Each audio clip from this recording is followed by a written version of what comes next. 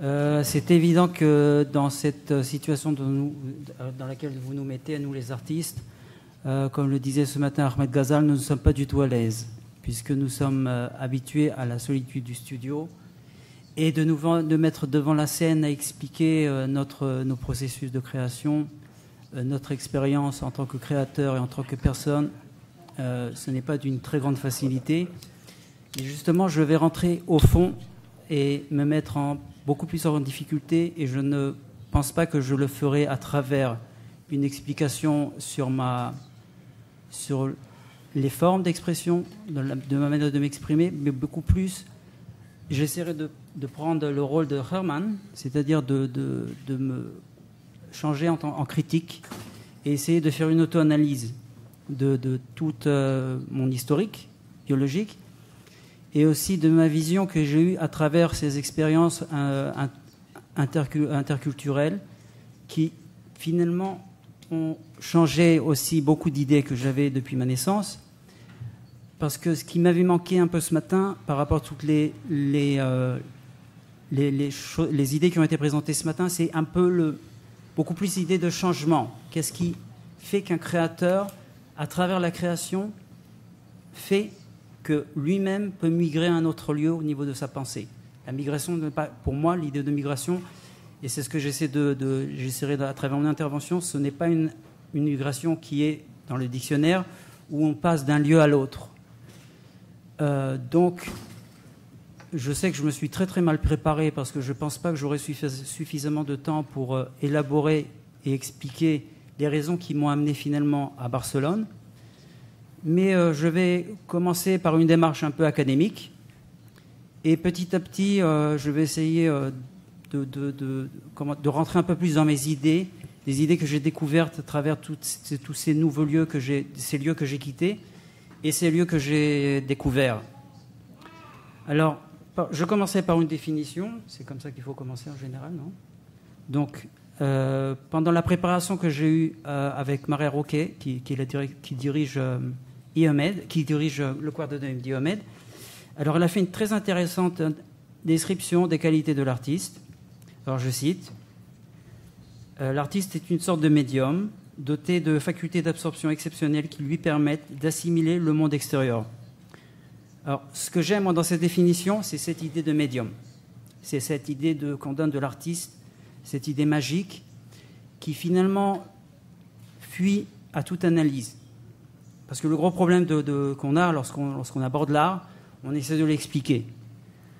Ce que j'aime aussi dans cette définition, c'est aussi que nous sommes très loin de cette idée très ultra sophistiquée de l'artiste, où l'artiste pourrait calculer sa manière de créer en fonction d'un public ou en fonction de son marché. De toutes les manières, quoi qu'il en soit, aussi bien si nous sommes en focus aussi bien pour cet artiste sophistiqué, opportuniste ou de médium, nous sommes en face de personnes qui ont des capacités d'assimilation extraordinaires, qui ne sont pas des personnes qui sont, disons, passives vis-à-vis de ce qu'ils observent autour d'eux. Alors, avec ces qualités, on peut facilement nous imaginer l'artiste dans un contexte de migration et un contexte multiculturel. Ça serait un peu pour rejoindre l'idée de Ahmed Ghazal, que l'artiste serait un peu comme une plateforme sur laquelle circuleraient et transiteraient des idées, des images et des cultures de tout horizon. Alors, pour aller un peu plus loin, c'est vrai, l'artiste absorbe, mais il n'absorbe pas beaucoup, parce que nous ne sommes pas des poubelles. Mais ce qu'il y a d'important, c'est que finalement, il arrive à formuler à travers il arrive à formuler ce qu'il absorbe à travers des concepts qui lui sont ou des représentations ou par la sublimation qui lui est très personnelle, et il le fait pour le bien ou pour le mal de la société en le déformant très souvent. Mais bon, je continue et je mets encore une parenthèse. Je fais un jeu qui n'est pas le mien. Je suis un artiste. Je ne veux pas toucher au mystère de la création. Donc, ce n'est qu'un exercice de rôle que je suis en train de remplir.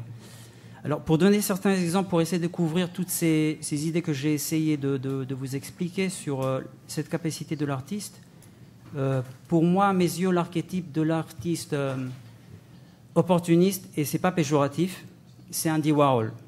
Andy Warhol qui a une capacité extraordinaire et exceptionnelle d'adaptation et d'assimilation. Il arrive, et vous verrez, je vous donnerai quelques repères sur sa biographie, il arrive à assimiler seul, au bout de ses doigts, jusqu'au bout des doigts, la machine capitaliste et tout son mécanisme. Alors il faut vous imaginer que Andy Warhol, son histoire, l'histoire de son enfance, c'est une histoire très douloureuse. C'est un enfant qui a été totalement isolé du monde. Il était malade, je ne sais pas quelle maladie il avait frappé, une maladie qui ne lui permettait pas de vivre dans la société. Alors du fond de son lit, c'est là qu'il arrive à développer toutes les prémices et de ces images qui finalement l'amèneront à toute cette imagerie fétichiste qui n'est pas uniquement l'imagerie fétichiste d'Andy Warhol, mais elle représente toute la société et tout le système capitaliste américain.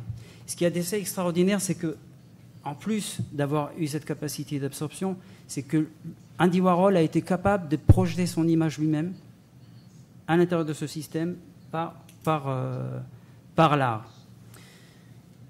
Bon, moi, ce qui m'importe aussi, c'est de comprendre, et c'est toujours une question que je me pose en tant que créateur, c'est l'interprétation de l'artiste, de plusieurs artistes différents qui peuvent faire d'une certaine réalité et arriver à des conclusions totalement différentes, aussi bien dans la forme que dans le contenu et dans les messages. Alors je prendrai deux exemples de deux artistes émigrés qui arrivent à Paris au cours du dernier siècle, qui est le siècle, pour moi, à mes yeux, enfin c'est peut-être une vision très personnelle, le siècle des destructions.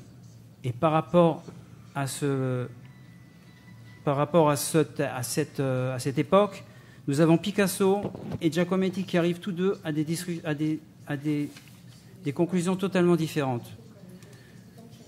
Picasso, lui, développe à fond, profondément, tous les modes que la destruction peut lui offrir pour développer des sujets qui, en général, parlent de destruction, alors que d'un autre côté, Giacometti, lui, refonte l'homme et essaye de lui donner une image qui est inaltérable, indestructible.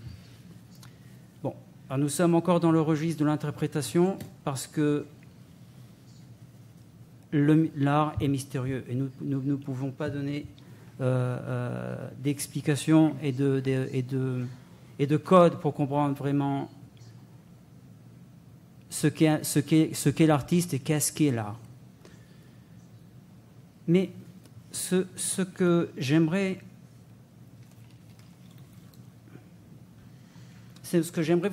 vous faire passer comme message, c'est que finalement, l'art, ce n'est pas uniquement une discipline. L'art, c'est aussi un domaine qui nous a été donné de manière... Enfin, moi, je suis croyant, je crois que c'est quelque chose de spirituel. Mais l'art, ce n'est pas uniquement de déplacer un élément vers un autre. Non. Si nous partons de migration, c'est d'aller d'un endroit, de déplacer une personne et d'arriver à un autre. Non. L'art, c'est aussi une manière de donner à l'homme une possibilité de s'élever. Ça peut être aussi bien intellectuel que spirituel. Alors, ce que je vais faire à présent, je vais essayer de rentrer un peu plus dans une recherche personnelle. Je vais un peu parler de mon expérience qui, si on regarde les premiers jours de mon enfance, je pense qu'il n'y avait aucune chance pour un enfant comme moi de devenir un artiste.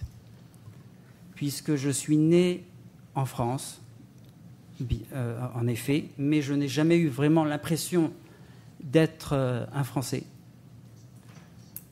Je développerai un peu plus cette idée plus tard, mais je m'identifie de manière totale avec la culture française.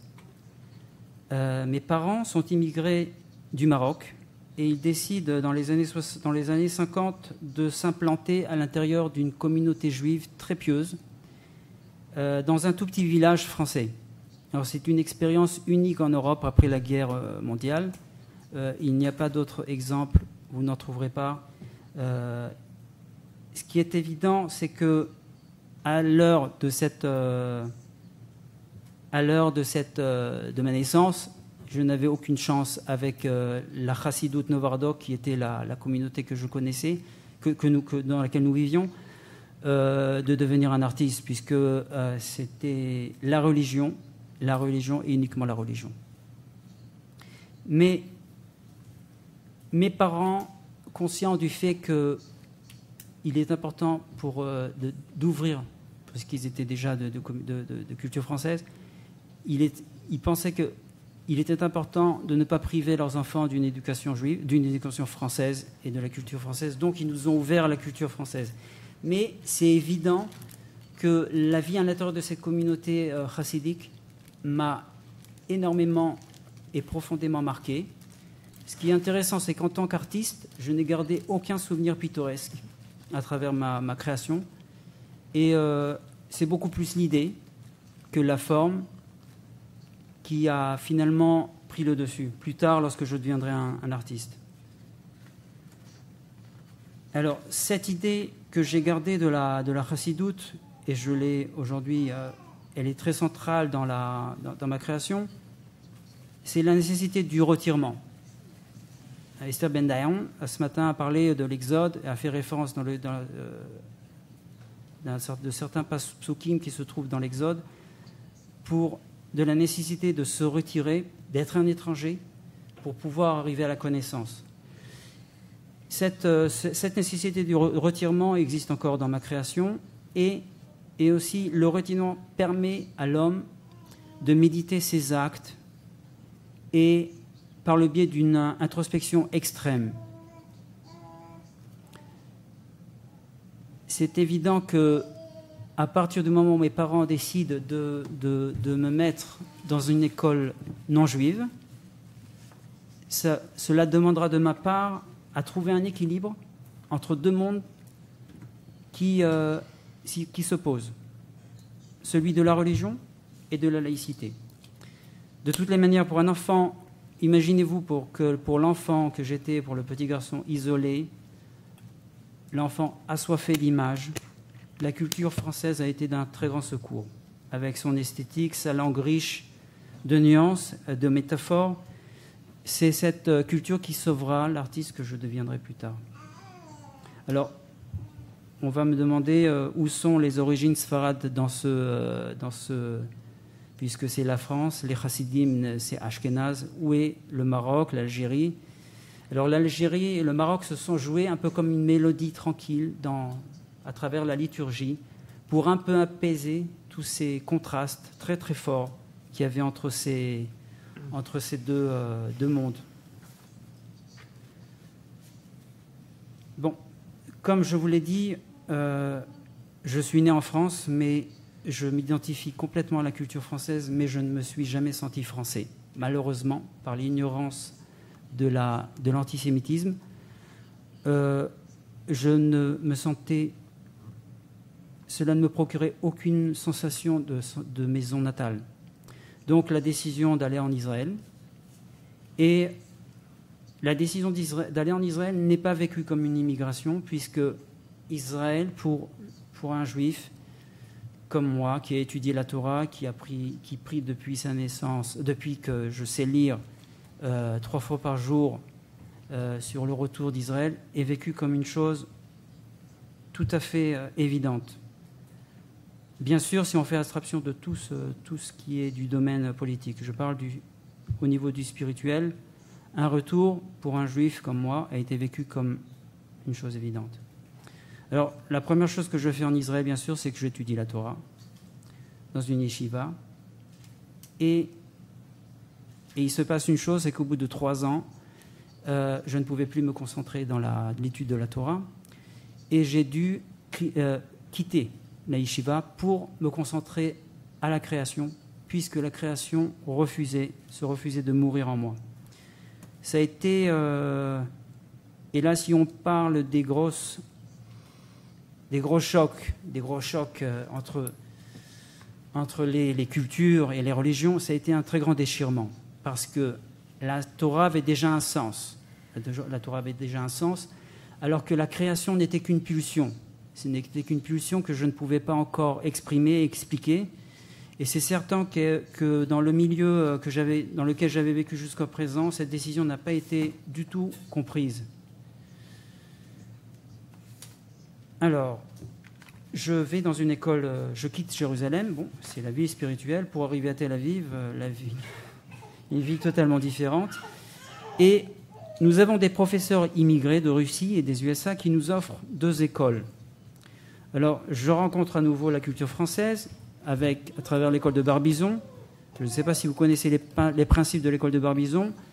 C'est de peindre sur le même motif et sur le vif le tableau le même jour, et le réalisme espagnol contemporain. Ce qui est assez extraordinaire, c'est de voir comment parfois sur des concepts très abstraits de culture ou des éléments qui sont totalement contraires peuvent se rejoindre. Alors, nous avons l'école de Barbizon qui, avec la réalisation sur le vif et limité dans le temps, rejoint également les règles de la tragédie classique française. Nous avons la règle de l'unité du temps, l'unité du lieu, etc. Alors ce lien entre l'espace et le temps existe aussi dans nos concepts religieux juifs, puisque le Shabbat, l'entrée du Shabbat, signifie pour la pratique et aussi de manière intellectuelle une fermeture des espaces. C'est-à-dire que le temps change, le temps se modifie, et il y a une fermeture des espaces. Donc toute cette relation entre l'espace et le temps, je me suis senti immédiatement très à l'aise avec l'idée de l'école de Barbizon, puisqu'elle correspondait exactement à des idées très profondes du judaïsme. Alors, en ce qui concerne l'école du réalisme espagnol, c'était beaucoup plus complexe, puisque je n'y ai trouvé aucune racine idéologique. Mais pour l'apprentissage de mon métier, je m'y suis, habitué.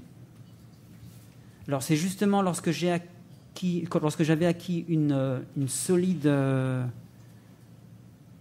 base de mon métier que ce qui s'était passé 10 ans avant s'inverse, c'est-à-dire que c'était mon monde spirituel, religieux, qui, à présent, voulait réclamer sa présence dans ma création, c'est-à-dire que c'était une nouvelle remise en question.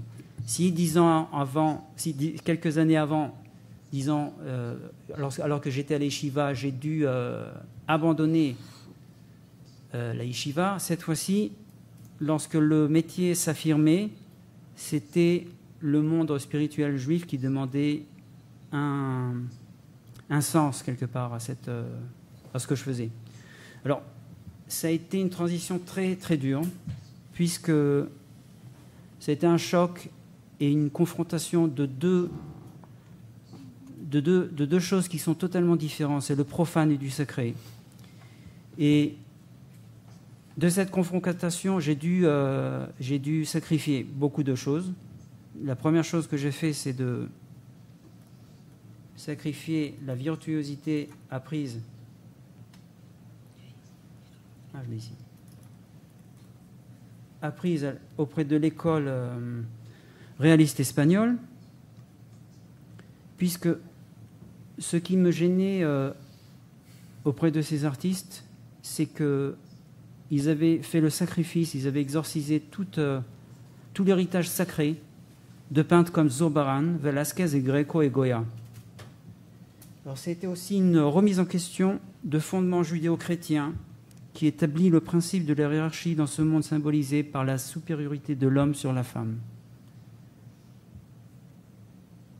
Et par là même, cette même idée du monde artistique où l'artiste est au centre du monde et que la femme est uniquement son objet de création.